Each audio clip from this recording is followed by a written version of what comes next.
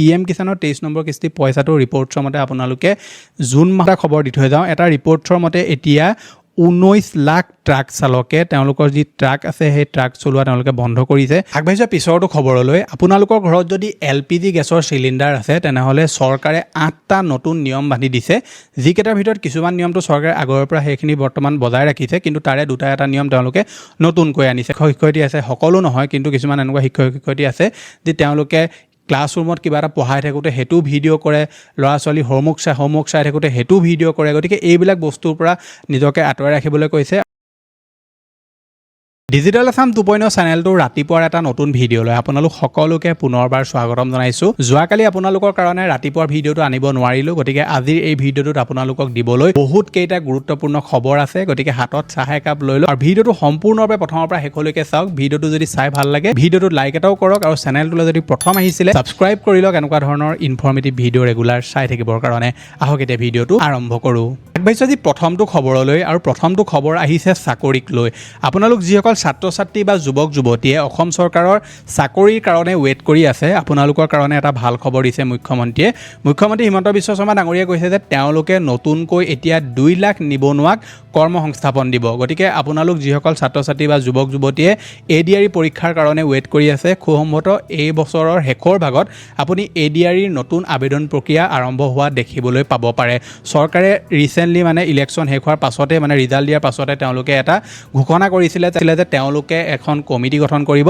যিখন কমিটিয়ে 2-3 মাহৰ ভিতৰতে ক'ত কিমান পদ খালী হ'ব, কি হ'ব, এই সম্পূৰ্ণ তথ্যখিনি চৰকাৰক দিব। গতিকে সেইফালৰ পৰা চাবলৈ যদি আপুনি যায়, এই বছৰৰ শেষৰ ভাগত নৱেম্বৰৰ লাষ্টত বা ডিচেম্বৰৰ লাষ্টত বা জানুৱাৰী ফাৰ্ষ্ট উইক বা জানুৱাৰী মাহত আপোনালোকে নতুনকৈ ADRE পৰীক্ষাৰ কাৰণে আবেদন প্ৰক্ৰিয়া আৰম্ভ হোৱা আপোনালোকে দেখিবলৈ পাব পাৰে। গতিকে আপুনি এতিয়াৰ পৰা ইয়াৰ কাৰণে যিখিনি প্ৰয়োজনীয় নথি পত্ৰ লাগে সেইখিনি যা যোগাৰ কৰিবলৈ আপুনি আৰম্ভ কৰি দিয়ক। গতিকে আপোনালোকে যদি ADRE পৰীক্ষা দিয়ে তেনেহ'লে কিছুমান নথি পত্ৰৰ প্ৰয়োজন হয় এপ্লাই কৰাৰ সময়ত, আৰু চাকৰি যদি আপুনি পায় তেনেকুৱা ক্ষেত্ৰতো আপোনালোকক কিছুমান নথি পত্ৰৰ প্ৰয়োজন হয়। গতিকে মই তাৰ ওপৰত এটা এক্সট্ৰাকৈ ভিডিঅ' বনাই থৈছোঁ চেনেলত, যিটো ভিডিঅ' চালে আপুনি কোনসমূহ নথি পত্ৰ আপোনালোকৰ প্ৰয়োজন হয় সেইখিনি আপুনি সেই ভিডিঅ'টোত চাব পাৰিব। লগতে মই সেই ভিডিঅ'টোত দুটামান এনেকুৱা নথি পত্ৰৰ কথাও কৈছোঁ যিকেইটা নথি পত্ৰ নাথাকিলে আপুনি ভাল চাকৰি এটাৰ ভাল পষ্টত আপুনি এপ্লাই কৰিব নোৱাৰিব পাৰে। এই ভিডিঅ'টোৰ শেষতে মই আপোনালোকৰ স্ক্ৰীনত সেই ভিডিঅ'টো লগাই দিম, নিশ্চয় আপুনি এবাৰ চেক আউট কৰিব। আগবাঢ়িছে পিছৰটো খবৰলৈ, আৰু খবৰটো হৈছে অকণমান গুৰুত্বপূৰ্ণ আৰু চিন্তনীয়।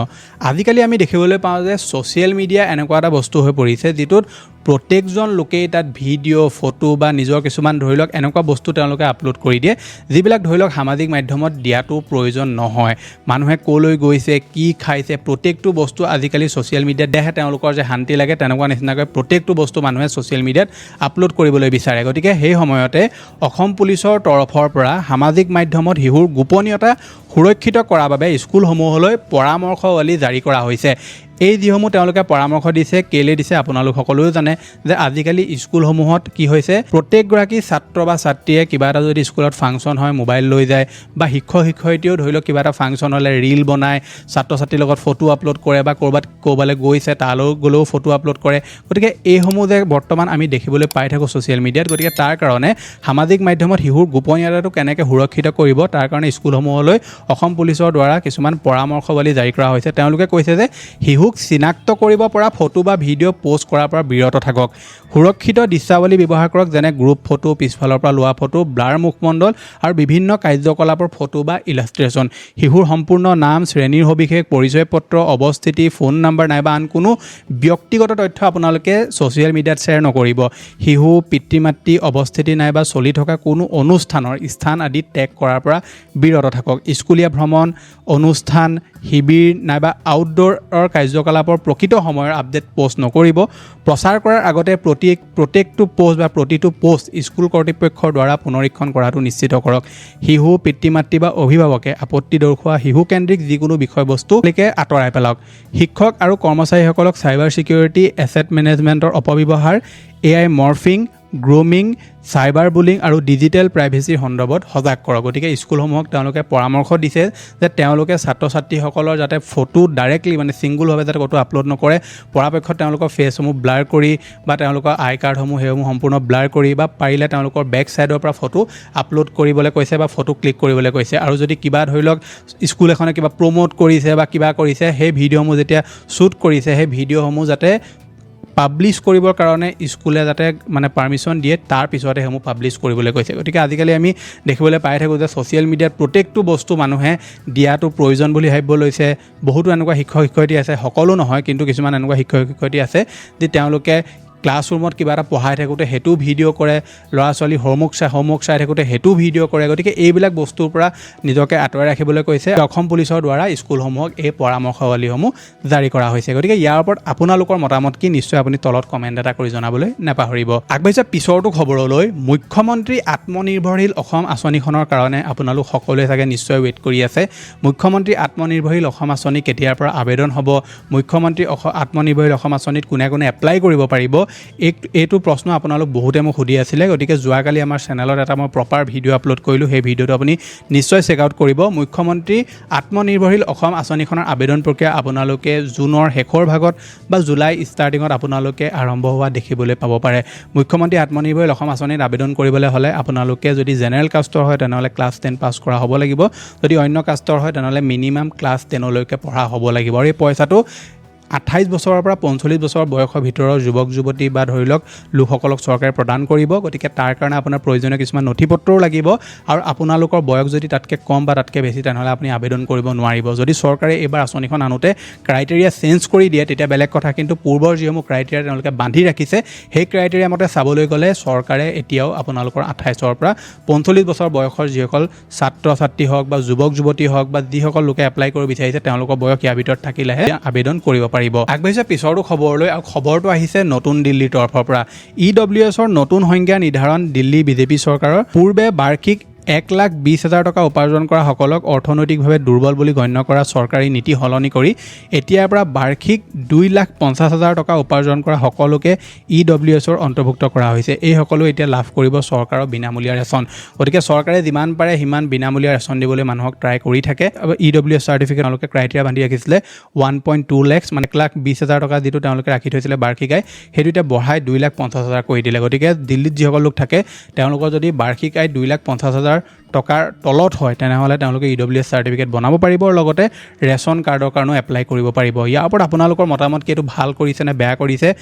আপোনালোকে ইয়াৰ ওপৰত কি ভাবে নিশ্চয় তলত কমেণ্ট এটা কৰি জনাবলৈ নাপাহৰিব যোৱা কেইদিনমানৰ আগত এটা ভিডিঅ'ত মই আপোনালোকক কৈছিলোঁ যে বৰ্তমান সময়ত আমি বহুতবিলাক নিউজ চেনেলত শুনিবলৈ পাই আছোঁ বা আমি ছ'চিয়েল মিডিয়াত হ'লেও দেখিবলৈ পাই আছোঁ যে ইৰাণ আৰু আমেৰিকাৰ মাজত এখন চুক্তি হ'বলৈ গৈ আছে শান্তি চুক্তি যিখন চুক্তি হোৱাৰ পাছত এইবিলাক যে আপোনাৰ হৰমুজত বৰ্তমান তেওঁলোকে বাধা দি থৈছে বা তেলৰ যি দাম বাঢ়িছে এইবিলাক লাহে লাহে কমিবলৈ আৰম্ভ হ'ব গতিকে মই সেই ভিডিঅ'টোতে আপোনালোকক কৈছিলোঁ যে এই নাটকখনৰ ইমান সোনকালে অন্ত নপৰে গতিকে সেই সময়ত এটা খবৰ আহিছে পুনৰ ইৰাণত আমেৰিকাৰ আক্ৰমণ যুদ্ধবিৰতি ভংগ কৰাৰ অভিযোগ তেহৰানৰ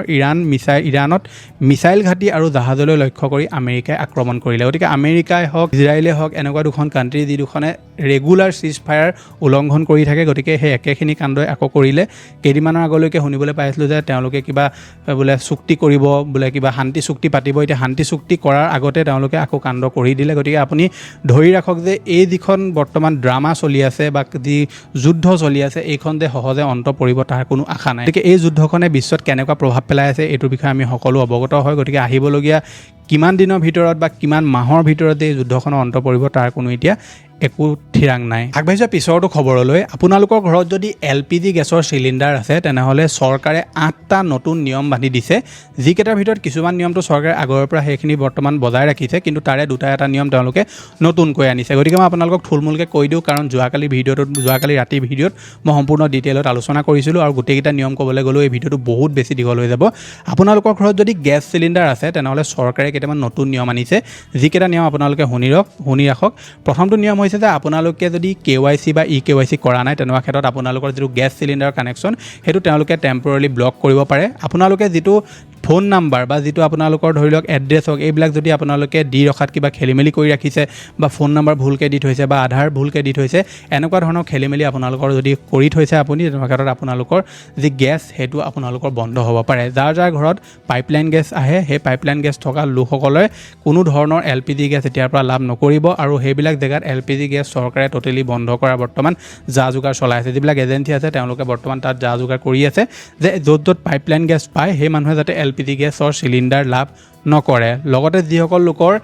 LPG কানেকশ্যনটো লওঁতে তেওঁলোকে OTP নিদিয়ে সেই OTP বৰ্তমান নিদিলে আপুনি গেছ চিলিণ্ডাৰ লাভ নকৰিব আপোনালোকে যদি আপোনাৰ ফোন নাম্বাৰটো কিবা কাৰণত আপোনাৰ হেৰুৱালে বা ফোন নাম্বাৰটোৰ OTP নাহে তেনে ক্ষেত্ৰত আপুনি ফোন নাম্বাৰ এতিয়া আপডেট কৰিব লাগিব আপডেট কৰিলেহে আপোনালোকে গেছ চিলিণ্ডাৰটো লাভ কৰিব কাৰণ তাৰ কাৰণে OTP প্ৰয়োজন হয় আৰু OTP তেতিয়াহে লাভ কৰিব যেতিয়া আপুনি আপোনাৰ ফোন নাম্বাৰটো আপডেট কৰিব আৰু এজেন্সিৰ লগত লিংক কৰিব গতিকে এজেন্সিসমূহে এতিয়া প্ৰত্যেকজন গ্ৰাহকৰ ডিটেইলছসমূহ চেক কৰি আছে যে কাৰোবাৰ ভুৱা কিবা তথ্য আছে নি কোনোবাই ডুপ্লিকেটকৈ গেছ লৈ আছে নি এইসমূহ বৰ্তমান চেক কৰি আছে যদি আপোনাৰ কিবা কাৰণত গেছ পোৱা বন্ধ হৈ গৈছে তেনেহ'লে সোনকালে এজেন্সিৰ লগত যোগাযোগ কৰি এইসমূহ তথ্য আপুনি আপডেট কৰিব লাগিব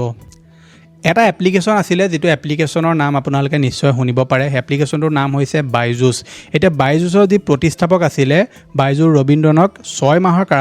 কাৰাদণ্ড দিছে ছিংগাপুৰ আদালতে আৰু 70,500 মাৰ্কিন ডলাৰৰ জৰিমনা ভৰিছে গতিকে 70,500 মাৰ্কিন ডলাৰ কিমান হ'ব আপোনালোকে গুগলত চাৰ্চ কৰি চালে গম পাব গতিকে বহুত দিনৰ পৰা শুনিবলৈ পাই আছিলোঁ যে বাইজুছ সম্পূৰ্ণৰূপে ডুবিয়ে গ'ল এটা সময়ত বাইজুছে শাহৰুখ খানক এডভাৰটাইজমেণ্টৰ কাৰণে ইউজ কৰিছিলে মানে ইউজ কৰা নাই একচুৱেলি এডভাৰটাইজমেণ্ট কৰোৱাইছিলে গতিকে তাৰ পাছত এতিয়া সেই কোম্পানীটো গৈ এতিয়া তাৰ যি প্ৰতিষ্ঠাপক আছিলে বাইজুৰ ৰবীন্দ্ৰনক 6 মাহৰ কাৰাদণ্ড দি দিলে আৰু লগতে 70,500 মাৰ্কিন ডলাৰ এতিয়া ভৰিব লাগিব বুলি কৈছে অসমীয়াত এটা ফকৰা যোজনা আছে যেটো হৈছে সৰিয়হৰ দুলিতে ভূত গতিকে সৰিয়হৰ দুলিতে ভূত মানে আপোনালোক কি সকলোৱে নিশ্চয় গম পায় যে আমি ভূত খেদাবলৈ মানুহে সৰিয়হ ইউজ কৰে গতিকে সেই সৰিয়হৰ দুলিতে যদি ভূত সোমাই থাকেগে তেনেহ'লে কেনেকুৱা হ'বগে গতিকে এই ঘটনা এটা ঘটিছে যি কাৰণে ফকৰা যোজনাটো ইউজ কৰা হৈছে ৰিজাৰ্ভ বেংকৰ পৰা চুৰি 8,70,00,000 টকা আহমেদাবাদৰ বেংক অফ বাৰোদাৰ কালপুৰত শাখাত সংঘটিত হৈছে চুৰিকাণ্ড আৰু CCTVত ধৰা পৰিল যে বেংকৰ এগৰাকী কৰ্মচাৰীয়ে এই 8,70,00,000 টকা গায়ব কৰিছিলে আমাৰ দেশত বৰ্তমান স্কেমাৰেও মানুহক লুটি আছে আৰু এই সময়ত এতিয়া বেংকত কৰ্মচাৰীও পইচা লুটিবলৈ আৰম্ভ কৰিলে আগবাঢ়িছে পিছৰটো খবৰলৈ আপোনালোকৰ যদি EPF-ত একাউণ্ট আছে অৰ্থাৎ এমপ্লয় প্ৰভিডেণ্ট ফাণ্ডত যদি আপোনালোকৰ একাউণ্ট আছে তেনেহ'লে কেইটামান গুৰুত্বপূৰ্ণ আপডেট আহিছে EPF-য়ে শীঘ্ৰে কৰ্মচাৰীসকলক UPI-ৰ জৰিয়তে PF-ৰ ধন উলিওৱাৰ সুবিধা প্ৰদান কৰিবলৈ গৈ আছে কেন্দ্ৰীয় শ্ৰমমন্ত্ৰী মনসুখ মানৱিয়াই এই কথা সদৰি কৰিছে EPFO 3.0 অধীনত সদস্যসকলে তেওঁলোকৰ EPI-ৰ সৈতে সংযোগ হৈ থকা বেংক একাউণ্টলৈ পোনপটীয়াকৈ PF-ৰ ধন হস্তান্তৰ কৰিব পাৰিব এই সুবিধাটোৰ পৰীক্ষণো ইতিমধ্যে সম্পূৰ্ণ হৈছে EPFO ইতিমধ্যে 5 লাখ টকা পৰ্যন্ত যোগ্য দাবীসমূহৰ বাবে অটো সেটেলমেন্টৰ দৰে ব্যৱস্থা কাৰ্যকৰী কৰিছে এনে পৰিপ্ৰেক্ষিতত PF-ত উলিওৱা প্ৰক্ৰিয়া পূৰ্বতকৈ অধিক কৃপ হ'ব পাৰে অৱশ্যে বিশেষজ্ঞসকলৰ মতে যদিহে আপোনাৰ ৰেকৰ্ডত কিবা ভুল থাকে তেন্তে এই নতুন সুবিধাসমূহৰ পৰা আপুনি সম্পূৰ্ণ লাভ উঠাব নোৱাৰিব বহু সময়ত PF উলিওৱাত পলম হোৱাৰ কাৰণ নিয়ম নহয় বৰঞ্চ আধাৰ বেংক একাউণ্ট আৰু মোবাইল নম্বৰ বা চাকৰি ৰেকৰ্ডত থকা খেলিমেলি ইয়াৰ মূল কাৰণ হয় গতিকে আপোনালোকৰ যদি EPF-ত একাউণ্ট আছে আপোনালোকৰ যদি সকলোবিলাক ডিটেইলছ আপুনি ঠিকমতে দি থৈছে তেনেহ'লে সোনকালে আপুনি UPI থ্ৰু দি সেই পইচাটো আপুনি ততাতৰিয়াকৈ উলিয়াব পাৰিব কিন্তু তাৰ কাৰণে আপোনালোকৰ প্ৰত্যেকটো ডিটেইলছ আপ টু ডেট হৈ থাকিব লাগিব ক'তো খেলিমেলি থাকিব নালাগিব তেতিয়াহে আপুনি পইচা উলিয়াব পাৰিব পিছৰটো খবৰলৈ খবৰটো আহিছে আকৌ মূল্য বৃদ্ধিক লৈ 1 জুনৰ পৰা বিমান পৰিবহণৰ ক্ষেত্ৰত পৰিব খাৰুৱা তেলৰ সংকটৰ ব্যাপক দাম বৃদ্ধিৰ প্ৰভাৱ দেশৰ 90% বিমান পৰিবহণ খণ্ড আৱৰি ৰখা ইণ্ডিগো আৰু এয়াৰ ইণ্ডিয়াৰ 15% পৰ্যন্ত ঘৰুৱা বিমান সেৱা কৰ্তনৰ সিদ্ধান্ত ইতিমধ্যে দাম বৃদ্ধি আৰু অসমান অৰ্থনৈতিক অৱস্থাই বিমান যাত্ৰীৰ সংখ্যাও চাহ কৰিছে বুলি কোৱা হৈছে গতিকে এফালে আপোনালোকে মূল্য বৃদ্ধি দেখিবলৈ পাইছে পেট্ৰল ডিজেলৰ দাম দেখিছে গতিকে এতিয়া বিমান সেৱাটো এইবিলাকে প্ৰভাৱ পেলাবলৈ আৰম্ভ কৰিছে গতিকে মূল্য বৃদ্ধিৰ কথা যেতিয়া আপোনাক কৈ আছোঁ আৰু এটা খবৰ দি থৈ যাওঁ এটা ৰিপৰ্টৰ মতে এতিয়া 19 লাখ ট্ৰাক চালকে তেওঁলোকৰ যি ট্ৰাক আছে সেই ট্ৰাক চলোৱা তেওঁলোকে বন্ধ কৰিছে তেওঁলোকৰ যি ট্ৰাকৰ ধৰি লওক মালিক থাকে বা মেনেজাৰ থাকে তেওঁলোকে এতিয়া মূল্য বৃদ্ধি মানে ডিজেলৰ দাম ইমানেই বাঢ়ি গৈছেগে যে তেওঁলোকে নিজৰ ট্ৰাকসমূহ এতিয়া চলাচলত বন্ধ কৰি দিছে যাৰ ফলত কি হ'ব যে আহিবলগীয়া সময়ত আমি আৰু বস্তুৰ দাম বৃদ্ধি হোৱা দেখিবলৈ পাম কাৰণ বস্তু যেতিয়া আপোনাৰ ধৰি লওক নাইকিয়া হৈ গৈ থাকিব দাম বৃদ্ধি হৈ গৈ থাকিব গতিকে 19 লাখ ট্ৰাক বৰ্তমান বন্ধ হৈ আছে বুলি ৰিপৰ্টছত আহিছে গতিকে এই পৰিস্থিতিয়ে যদি আহিবলগীয়া আৰু 1-1.5 মাহ চলি থাকে তেনেহ'লে দেশত যে কেনেকুৱা এটা ভয়ংকৰ মূল্যবৃদ্ধিৰ পৰিস্থিতি হ'বলৈ গৈ আছে সেইটো আপোনালোকে নিজে ভাবি চাওক আগবাঢ়িছোঁ শেষৰটো খবৰলৈ PM কিষাণ সন্মান নিধি আঁচনিখনৰ যি 23 নম্বৰ কিস্তিৰ পইচা এই পইচাটোৰ কাৰণে এতিয়া প্ৰত্যেকজন কৃষকে ৱেইট কৰি আছে যে PM কিষাণৰ 23 নম্বৰ 2000 টকা আমি কেতিয়া বেংকত লাভ কৰিম গতিকে PM কিষাণৰ 23 নম্বৰ কিস্তিৰ পইচাটো ৰিপৰ্টছৰ মতে আপোনালোকে